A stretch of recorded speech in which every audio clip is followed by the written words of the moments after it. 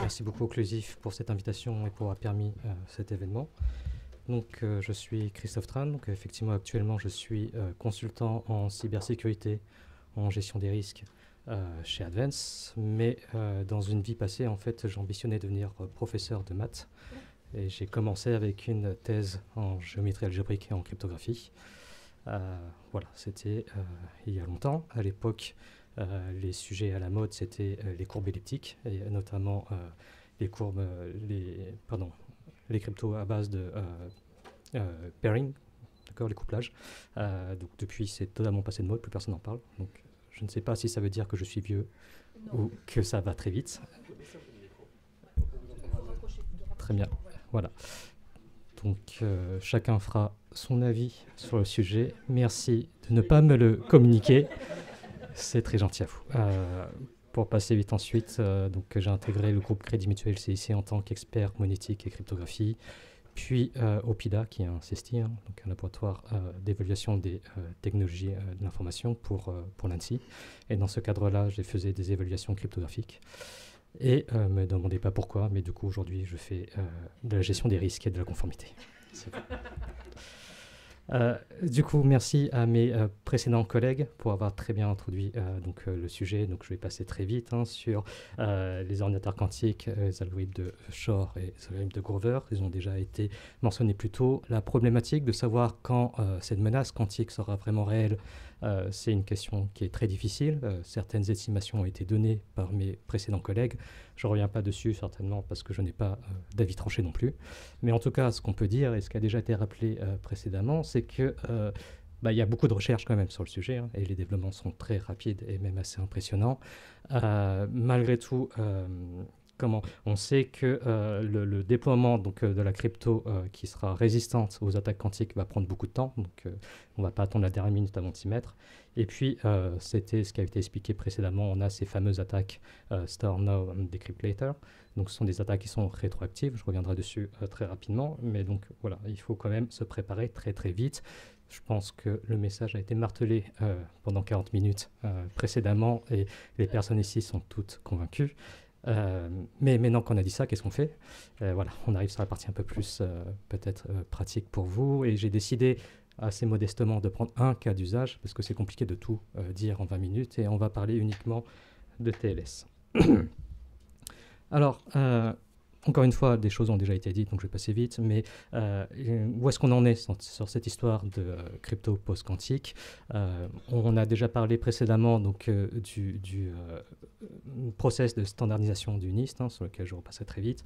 Donc voilà, on a quand même la standardisation des premières primitives crypto post-quantiques qui sont acceptées par la communauté universitaire. C'est ce qui a été rappelé pendant le passage des questions-réponses. Mais à côté de ça, j'ai envie de dire, ce qui va nous rester à faire comme boulot, c'est le travail très très pratique finalement. Déjà, j'ai les algos, très bien, j'ai les primitives, mais derrière, il va falloir que je les implémente dans mes protocoles réels, parce que moi, je n'utilise pas du RSA comme ça dans le vide, j'utilise du RSA quelque part, dans TLS, dans SSH, dans ce que vous voulez, mais voilà, sinon ça ne me sert à rien. Il faut aussi développer les librairies, d'accord, parce que ce n'est pas chaque entité tout seul qui va faire son propre code crypto. Croyez-en mon expérience chez Opida, certains le font, c'est catastrophique, ne faites pas ça, merci. Ou alors, investissez vraiment dedans, enfin, faites pas ça à moitié en tout cas. Il faut développer donc les nouveaux produits, et donc Eviden va suivre derrière pour expliquer comment ils font ça très bien. Et puis, plus modestement, j'ai envie de dire, chacun d'entre vous, chacun d'entre nous, en tant que RSSI, en tant qu'expert de sécurité, il faut qu'on adapte tout ça sur notre périmètre. Et voilà, c'est aussi du boulot pour nous. Sur le NIST, je vais passer vite, juste quand même quelques choses qui sont importantes. Au-delà des aspects de souveraineté qui ont été énoncés tout à l'heure, il y a quand même quelque chose qui est vachement chouette avec ce programme. On a aussi parlé de transparence, c'est une notion très importante, mais c'est quelque chose également qui a servi d'émulateur et qui a permis à la communauté scientifique et académique de se concentrer sur certains problèmes et de vraiment driver les recherches dans une direction. Et ça, c'était vraiment appréciable. Et je ne suis pas historien, mais ce n'est pas quelque chose qui est non plus courant. Je ne pense pas qu'on ait 3 milliards d'exemples de tels événements. Donc voilà, je laisserai aux historiens se prononcer là-dessus. Je vais passer vite sur ces slides, ça a déjà été dit. Donc, on arrive sur TLS et du coup, comme tous les auditeurs, on va commencer à poser les bases. Quel est le modèle d'attaquant? Qu'est-ce qu'on essaye de faire? Qu'est-ce qu'on essaye de protéger? Le modèle d'attaquant, évidemment, c'est un attaquant qui dispose d'un ordinateur quantique cryptographiquement viable, c'est-à-dire donc, du coup, qui peut implémenter la coque de Shor, etc. Je ne reviens pas dessus. Pardon, c'était plutôt ce slide-là que je voulais. Ça veut dire quoi? Ça veut dire, ça a été rappelé tout à l'heure, tout ce qui est à base de crypto à clé secrète, du coup, je suis dans la partie rouge. Voilà, pas de bol. Et sur la partie symétrique, du coup, on est dans l'orange, c'est pas très très clair, mais en tout cas, c'est pas vert, hein, ça c'est clair. En termes d'attaque, donc il y a deux choses qui vont nous intéresser, la partie confidentialité et la partie authentification. Donc sur la partie confidentialité, du coup, voilà, les attaques Storm défibrillateur, donc un attaquant qui peut avoir accès aux échanges d'une session TLS, peut du coup les conserver et les casser après coup. Et ça nous permet de déchiffrer toutes les communications. Et il y a déjà eu quelques exemples qui ont été donnés dans les talks précédents, mais vous pouvez très bien imaginer tout seul les dégâts que ça peut faire. Sur la partie authentification, on n'a pas ce côté rétroactif, mais quand même, un attaquant quantique, du coup, pourrait forger donc, des signatures sur des certificats utilisés pour l'authentification dans TLS. Et en particulier, il pourrait usurper le rôle d'une CA pour une PKI et casser l'authentification de tous les canaux TLS. Donc, du coup, on n'a pas ce côté rétroactif, mais la solution qui se montre devant nous, c'est de migrer tous nos PKI vers des PKI post-quantiques. Donc, Evident va nous expliquer comment c'est facile. Voilà, évident. Donc, du coup, on se doute bien que ça mérite également qu'on s'y penche de près. Donc, TLS, rapidement, TLS pour les nuls, pour ceux qui ont oublié les cours à la fac. Il y a deux sous-protocoles qui nous intéressent. D'abord, la partie initiale, le handshake, qui permet d'authentifier les parties, de se mettre d'accord sur les paramètres crypto et d'établir donc, les secrets partagés qui seront utilisés pour la session. Et puis ensuite, j'ai la session en elle-même qui permet d'échanger de façon sécurisée les données. En termes de crypto, qu'est-ce que j'ai derrière? Je vais avoir de la fonction de hachage, des signatures, du MAC, du Diffie-Hellman ou ICD-Hellman, peu importe, et puis des schémas de chiffrement symétrique.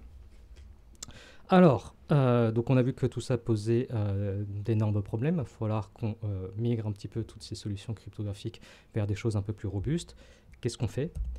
Les chercheurs sont créatifs. Ils ont plein de solutions à proposer. Donc là, je me suis amusé sur une slide à vous faire des petites captures de pas mal d'articles. On a beaucoup d'autres. J'ai mis quelques-uns de ces articles en bibliographie, mais vous pouvez tout simplement taper dans votre moteur de recherche préféré les mots-clés, et puis vous allez voir qu'il y a beaucoup de choses qui vous seront proposées. Et on va essayer de voir rapidement un peu plus clair dans tout ce foutoir. Première solution, on a dit tout à l'heure que j'ai des problèmes au niveau de l'authentification et des problèmes au niveau de l'échange de clés. Je peux essayer déjà de régler ces problèmes de façon unitaire, chacun de leur côté. Donc, sur l'authente, ce qui nous enquiquine un petit peu, c'est donc la partie signature électronique, les certificats, etc. On reviendra là-dessus. Ça pose des problèmes en pratique, mais d'un point de vue conceptuel, en fait, c'est assez simple. Un de mes précédents collègues a parlé de cette notion de crypto-agilité, qui est donc cette propriété de pouvoir migrer d'un algorithme, d'un protocole cryptographique vers un autre si jamais j'ai un problème. Donc aujourd'hui, on parle de quantique et de post-quantique, donc vous voyez très bien l'utilité de ces notions. Par le passé, c'était déjà des choses qui existaient avant la quantique, puisque si vous vous rappelez, il y a quelques années, quand on a eu les soucis sur du MD5, sur du DES, etc., il a bien fallu que tout le monde se retourne autour de la table et se dise qu'est-ce que je fais si je ne peux plus utiliser DES. Je crois que quelqu'un ici parlait du monde monétique. C'est un vaste sujet, ça DES et triple DES dans le monde monétique, donc je ne reviendrai pas dessus. Mais voilà, en tout cas, d'un point de vue conceptuel, c'est assez facile sur cette partie-là. Et puis, on a la partie échange de clés. Donc, typiquement, là, c'est du Diffie-Hellman. C'est du Diffie-Hellman sur courbe elliptique, si vous voulez, qu'il va falloir migrer. Et donc, ce sont des choses qui sont basées sur KEM, donc KEM, des mécanismes d'échange de clés. Là, du coup, d'un point de vue vraiment protocolaire, c'est beaucoup moins facile. Et c'est vraiment tout le cœur même du protocole, le flux d'échange qu'il va falloir revoir. Et voilà, c'est coton. C'est coton, c'est coton. Par contre, du coup, ce qui est intéressant sur les deux aspects, authentification et échange de clés, c'est que je peux avoir une approche purement post-quantique, c'est-à-dire adopter directement des algorithmes qui sont du coup quantique résistants, notamment ceux qui sont retenus par exemple le programme d'UNIS, ou alors je peux avoir une approche beaucoup plus hybride, hein, c'est une approche hybride qui a été mentionnée tout à l'heure, sur laquelle je reviendrai un petit peu plus tard, et ça c'est intéressant. J'en dis pas plus sur l'aspect hybride parce que je reviens dessus plus loin, je vais pas spoiler. Donc voilà, la première solution, c'est je règle mes problèmes d'authentification et d'échange de clés de façon unitaire, nominale, et puis donc la deuxième solution, c'est de me dire je vais essayer de faire le 2 en 1. Et donc, en fait, je vais modifier donc, la phase du handshake pour gérer à la fois l'authentique et le chiffrement. Et voilà, il y a plein de nouveaux protocoles qui sont utilisés, proposés, pardon. Et par exemple, il y a KEM TLS qui, voilà, dans le nom, ils utilisent des KEM pour régler cette affaire-là. Puis on a plein d'autres choses qui ont d'autres propriétés. Notamment, on a ce problème d'authentification mutuelle. Hein. Donc, vous savez, dans TLS, je peux avoir une authentification dans un seul sens ou alors authentification mutuelle. Donc voilà, donc j'ai d'autres propositions de protocoles qui existent. Alors, il y a juste une minute, je vous ai promis qu'on allait parler un petit peu de cette approche hybride. C'est quoi l'approche hybride? C'est de profiter du meilleur des deux mondes. C'est-à-dire que d'un côté, j'ai mes bons vieux algorithmes, hein, type RSA, etc. C'est des trucs qui sont costauds, qui existent depuis longtemps, qui reposent sur des maths que je comprends depuis les années 80-90. Et sur lesquels il y a beaucoup de gens qui ont essayé de les casser, hein, de les cryptanalyser, tout simplement. Et je viens de dire, depuis le temps, s'ils ont essayé et qu'ils n'ont pas réussi, c'est que ça doit être quand même vachement bien. Donc ceux-là, je les aime bien. Le problème, c'est que ils ne sont pas quantique résistants. Ça, c'est un problème qui va vite nous tomber dessus. Et d'un autre côté, j'ai ces nouveaux algorithmes. Ils sont tout brillants, ce sont des stars, c'est très bien, ils sont quantique résistants. Mais ça fait pas longtemps qu'ils sont sur la place et ils reposent sur des problèmes mathématiques peut-être un peu plus exotiques, qui ont été moins étudiés, etc. Ça a été rappelé tout à l'heure, on a eu le souci, en fait, moi, mon petit chouchou, c'était évidemment les algorithmes basés sur les isogénismes en courbe elliptique, par rapport à mon passé. Bon, ils sont cassés la gueule, malheureusement, donc ça marche plus. Même si je sais qu'il y a beaucoup de chercheurs qui essayent de sauver un petit peu la baraque, et je leur souhaite vraiment... Enfin, je suis derrière moi. Enfin, l'isogénie, c'est le truc que je comprends. Hein. Tout ce qui est code correcteur, etc., je comprends pas grand-chose. Donc, restons sur les isogénies, s'il vous plaît. Que j'ai pas investi 3 ans pour rien.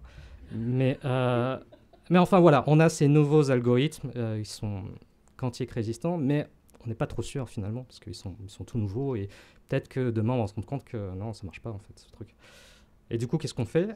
C'est ce qui a été rappelé. Hein, c'est pas moi qui le dis, c'est l'ANSSI. Hein, donc, vous pouvez leur faire confiance. On va hybrider les deux, en fait. On va utiliser les deux, ce qui va nous permettre d'avoir d'un côté quelque chose qui est à la fois résistant aux attaques aujourd'hui classiques, hein, voilà, et puis à la fois quelque chose qui va permettre de résister aux attaques quantiques. Donc sur le papier, on est bien d'accord, c'est vachement chouette. Bon, en pratique, c'est ce qui a été rappelé tout à l'heure, c'est peut-être un peu plus compliqué que ça, mais en tout cas, voilà, c'est l'approche qui est vraiment intéressante. Un deuxième point sur lequel je voudrais aussi faire un petit aparté sur cette approche hybride, d'un point de vue très conformité, c'est vachement pratique aussi ça, parce que si aujourd'hui vous devez respecter des standards qui vous imposent certaines règles cryptographiques, typiquement EDAS au niveau européen, vous ne pouvez pas faire n'importe quoi. Vous devez utiliser des trucs qui sont résistants justement sur les attaques classiques, etc. Et donc du coup, c'est très compliqué de justifier, quand je justifie justement ces standards, de passer directement sur des nouveaux algorithmes. Voilà, d'où l'approche hybride, on est content. Le nerf de la guerre, évidemment, c'est les performances. Donc je ne vais pas passer trop de temps dessus, puisque ça a été très bien rappelé tout à l'heure, mais gardez en tête qu'on a quand même 3 points importants à essayer de comprendre, c'est les tailles de clés, les tailles des communications et les temps de calcul. Donc pareil, il y a eu plein d'articles là-dessus, j'en ai pas dessus. Ce que je ne peux pas retenir, c'est que sur les temps de calcul, globalement, ça va, on est plutôt content. Donc parfois c'est un peu mieux, parfois c'est un peu pire, mais même quand c'est pire, ça va, on peut vivre avec. Par contre, au niveau des tailles de clés et des tailles de sortie, ça peut être assez catastrophique. Alors, quand vous travaillez sur un ordinateur, quelque part, l'espace mémoire, on s'en fiche un petit peu. Quand vous êtes sur des systèmes embarqués ou dans des milieux très très restreints, c'est beaucoup plus coton. Et donc, c'est encore un beau problème pour nos amis chercheurs. Donc, bon courage à vous. Très rapidement, qu'est-ce qu'on peut penser de tout ça? Donc, voilà, il y a quand même quelques quelques enseignements que je voulais mettre en exergue. Premièrement, donc ça c'est la lumière d'espoir, j'espère ce que vous allez retenir de la journée d'aujourd'hui. Les solutions existent, on n'est quand même pas abandonné. Il y a des choses, à la fois d'un point de vue très académique, théorique, et puis à la fois d'un point de vue pratique. Malgré tout, on n'a pas tout résolu, on en est même très loin. Et ce qui est un petit peu enquiquinant et pas forcément trop étonnant non plus, c'est que même si la recherche académique est tout à fait foisonnante, il y a quand même des angles morts là-dessus, notamment ce que j'avais noté ici, c'est que sur ces aspects hybrides, on est tous d'accord que c'est vachement pratique. Du coup, c'est ce que j'ai écrit ici. Il y a une douzaine d'articles sur les solutions de signature purement post-quantique. Et j'en ai trouvé 2 sur solutions hybrides. Alors voilà, j'ai cherché vite, j'ai pas non plus un truc exhaustif. Mais voilà, étant donné qu'on s'est dit que l'hybride c'est vachement bien, je trouve ça quand même un petit peu enquiquinant que le rapport de force ne soit pas inversé. Mais voilà, il y a encore plein de choses qui sont à regarder. Bon. Ça, on l'a répété plein de fois aujourd'hui et je pense que vous êtes tous convaincus. Il va falloir lancer ce problème de migration quand même très vite. Et on en a parlé aujourd'hui, on en a parlé avant moi et je le redis ici. Cet aspect crypto-agilité est très important, donc sur tous les niveaux, que ce soit donc dans notre communauté de recherche, évidemment, mais même pour chacun d'entre vous, en tant que RSSI, en tant que responsable de sécurité, il faut réfléchir sur vos périmètres à vous, qu'est-ce que ça signifie la crypto-agilité, notamment en termes de cartographie de vos assets cryptographiques, de vos utilisations de la cryptographie, qu'est-ce qui est vulnérable ou pas vulnérable au quantique, pardon, et qu'est-ce que je dois faire si je dois migrer, est-ce que j'ai des choses déjà existantes que je peux utiliser, ou est-ce que, voilà, il va falloir que je patiente un petit peu. Bibliographie très rapidement, donc évidemment, comme je suis un bon élève, vous avez tout en haut de la slide l'ANSI. Voilà. À côté de l'ANSI, vous avez quand même des recommandations aussi qui sont intéressantes côté NIST et côté européen avec l'ENISA. Et puis, voilà, vous avez des articles universitaires que vous pouvez regarder qui sont intéressants. Oui, pardon, et le dernier point qui est vachement intéressant aussi. Voilà, je disais tout à l'heure, il y a vraiment tout un foisonnement de recherche dans la communauté. Et notamment, vous avez des projets, des librairies open source qui existent. Je vous invite vraiment à aller voir donc, ces portails, notamment sur lesquels vous allez retrouver des stats, des graphiques sur justement les temps de calcul, les machins, les comparaisons. C'est assez didactique, c'est assez rigolo. Merci beaucoup pour votre attention.